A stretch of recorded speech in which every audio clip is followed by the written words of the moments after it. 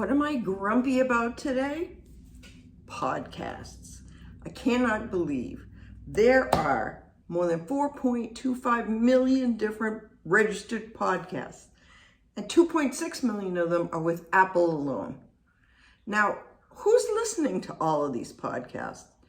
I don't really have anything against a podcast where you might learn something, but it's the celebrities that had to get in on it. And I asked myself, what do they have to say? So I asked a friend and she recommended a podcast called Smartless. And I won't lie, I really like it. It's very, very funny. So I listen to it when I'm in the car, which is not very often. But I started to realize that something strange is going on. They were all on each other's podcasts. So I made up this chart for you so that you don't have to waste your time listening to all these really lousy podcasts. So I start with Smartless.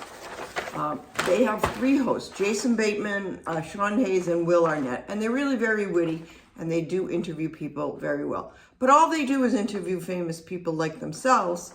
So I noticed that they had Chelsea Handler on their show. Well, then Chelsea Handler had Kelly Ripa on her show. Well, then Kelly Ripa had Chelsea Handler on her show.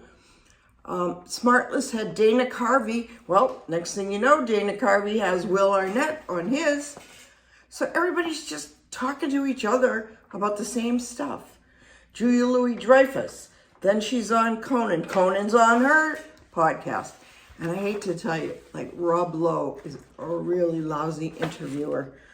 So then I see that Kelly Ripa has Anderson Cooper. He has a podcast. He has Andy Cohen. Andy Cohen has a podcast. I think you get my drift. This is absolutely ridiculous. So you're very welcome. I've saved you from having to listen to some of these horrible podcasts. So unless you find one you like about history or science, I would stick with Smartless.